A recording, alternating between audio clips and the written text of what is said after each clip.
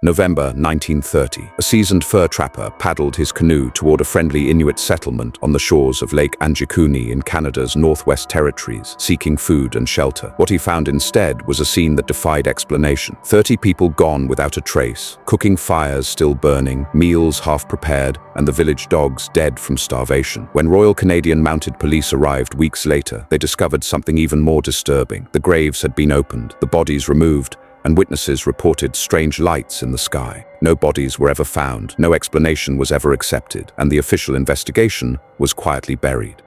Before we start this story, drop a comment and share which city in the world you're watching from today.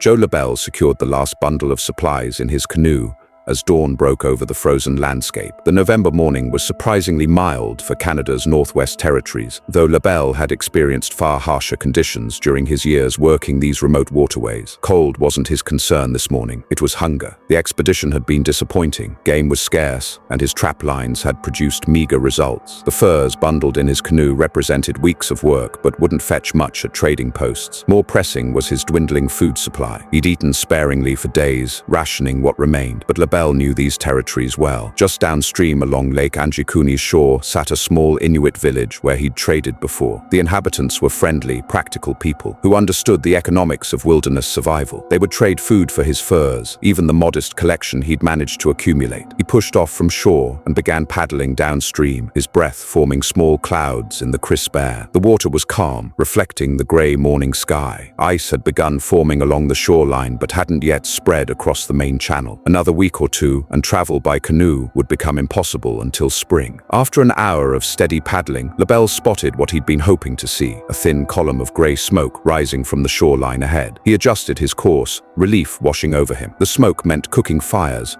which meant people, which meant food, and a warm place to rest before continuing his journey. As he drew closer, the village came into view, a small cluster of traditional structures arranged along the shore. LaBelle counted roughly a dozen buildings, the same number he remembered from previous visits. This was a seasonal settlement, home to perhaps 30 people who moved with the caribou herds and fishing seasons. His canoe scraped against the frozen shore. LaBelle climbed out, pulled the vessel partially onto land, and looked around. The first thing he noticed was the silence. No children playing, no dogs barking, no voices calling out greetings or questions about his arrival. Just smoke rising from several fire pits and the gentle sound of water lapping at ice. "Hello?" he called out in the Inuktitut words he'd learned. No response. LaBelle walked into the center of the village, his boots crunching on frost-hardened ground. He approached the nearest structure and called out again before pushing aside the entrance covering. Inside, a fire still burned in the central pit, though it had burned down to embers. A cooking pot sat over the fire, its contents long since reduced to a frozen, congealed mass. But what made LaBelle's stomach tighten was what he saw beside the fire, a half-finished meal, tools laid out as if someone had simply stood up mid-task and walked away. He checked the next structure. Empty, then another, empty, and another. Every single dwelling was abandoned, but not in the way of a planned departure. Fires burned or smoldered. Food sat prepared but uneaten. In one hut, he found a child's coat with a needle and thread still attached, as if someone had been mending it and stopped mid-stitch. Personal belongings remained where they'd been left. Tools, clothing, supplies, everything a person would need for survival in this harsh environment. The kayaks and sleds sat unused near the water's edge. LaBelle felt the first real stirrings of fear. This wasn't right. Nothing about this was right. He walked to the village perimeter, and what he found there made his blood run cold.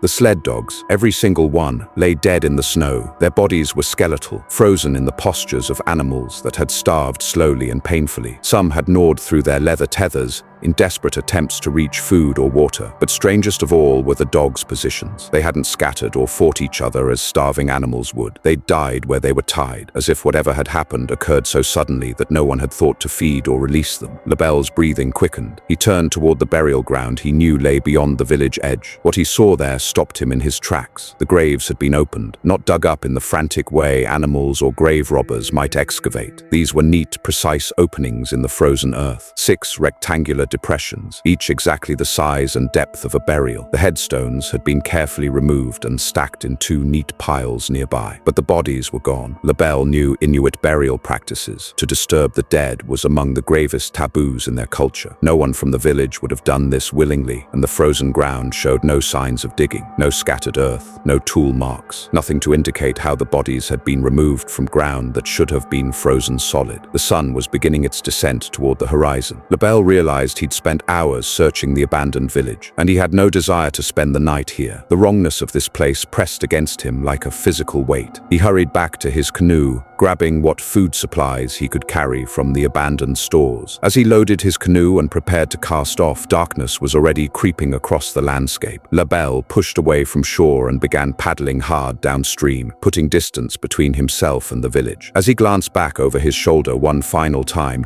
he saw something that made him paddle even faster. A strange bluish glow emanated from somewhere beyond the village, illuminating the structures with an otherworldly light that had no apparent source. It pulsed gently, like something breathing. Lebel didn't stop paddling until exhaustion forced him to make camp hours later, far downstream from whatever haunted Lake Anjikuni's shores. The telegram that arrived at the Royal Canadian Mounted Police Barracks in Manitoba was garbled and confusing, but its urgency was clear. A fur trapper named Joe Lebel reported finding an entire Inuit village abandoned under mysterious circumstances near Lake Anjikuni. The message was fragmentary, difficult to read, but disturbing enough to warrant investigation. In the first week of January 1931, Sergeant J. Nelson assembled a small detachment of officers and prepared for a grueling 560-mile journey across frozen wilderness. The Canadian winter was in full force, and the trip would be arduous, but unexplained disappearances in the territories required investigation, no matter how remote. The journey took weeks. The officers traveled by horse and sled across landscapes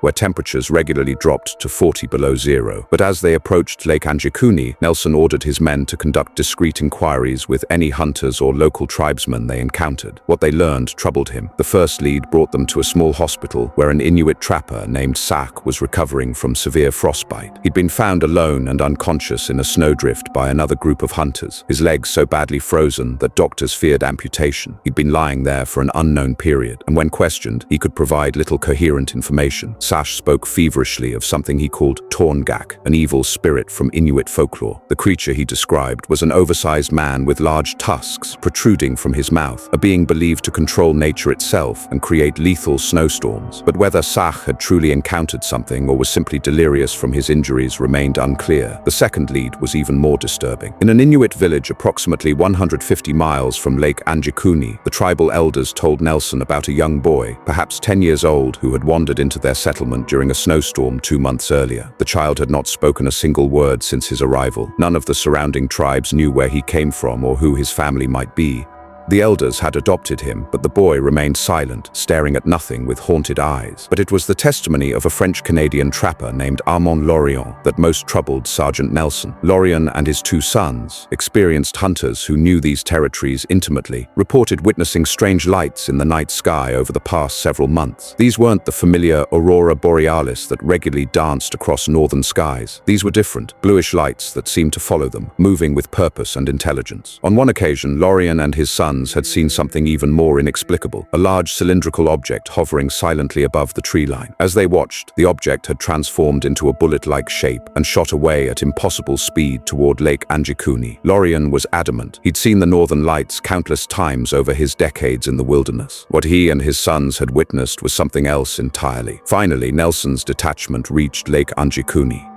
What they found matched Joe Lebel's description with disturbing accuracy. The village was small, probably home to no more than 30 people. It was completely abandoned. Nelson ordered his men to spread out and search the perimeter while he walked through the settlement alone, taking detailed notes. The scene was exactly as Lebel had described. Cooking fires reduced to cold ash, meals spoiled and frozen in their pots, a child's coat with needle and thread still attached. The skeletal remains of the sled dogs lay where they'd died, frozen and partially covered by snow. At the burial site, Nelson found the 6 rectangular depressions Lebel had mentioned. The graves were indeed empty, the headstones stacked neatly nearby. Nelson knelt beside one of the openings and examined the ice carefully. It was smooth and hard, showing no signs of having been excavated by shovel, pick, or any other tool. How had bodies been removed from frozen ground without leaving any evidence of digging? Nelson and his officers spent hours searching, but found nothing that explained what had happened. No footprints led away from the village, no signs of struggle or violence, no indication that the villagers had packed belongings for travel. They had simply vanished. As darkness approached, Nelson ordered his men back to their horses. They would return to Manitoba and file their report. There was nothing more they could do here. The ride back was long and cold. Years later, rumors would circulate that Nelson and his men had witnessed strange lights shadowing them from above during their return journey, but that the RCMP had ordered them to remain silent about what they'd seen. Nelson never publicly confirmed or denied these rumors. Upon returning to Manitoba, Nelson filed his official report. His conclusions were cautious and limited. He noted that the village appeared to have been abandoned suddenly and recently. He found no evidence of criminal activity, no bodies, no blood, no signs of violence. Whatever had happened to the 30 inhabitants of the Lake Anjikuni settlement, it had not been a crime in any conventional sense. Nelson did note one curious detail. Joe LaBelle had only applied for his first official trapping license the previous year, despite claiming to be an experienced wilderness hunter. Furthermore, LaBelle had sold his story to the Halifax Herald, a newspaper notorious for sensationalist reporting and questionable journalism. With his report filed, Nelson moved on to other duties. No further official investigation into the Anjikuni disappearances was ever conducted. The official position of the Royal Canadian Mounted Police has remained consistent for over 90 years. No crime occurred at Lake Anjikuni. The story, they maintain, is either a gross exaggeration or an outright fabrication, possibly staged by Joe LaBelle for financial gain. But this explanation has significant problems. Nelson's investigation confirmed the essential facts of LaBelle's account. The village was abandoned.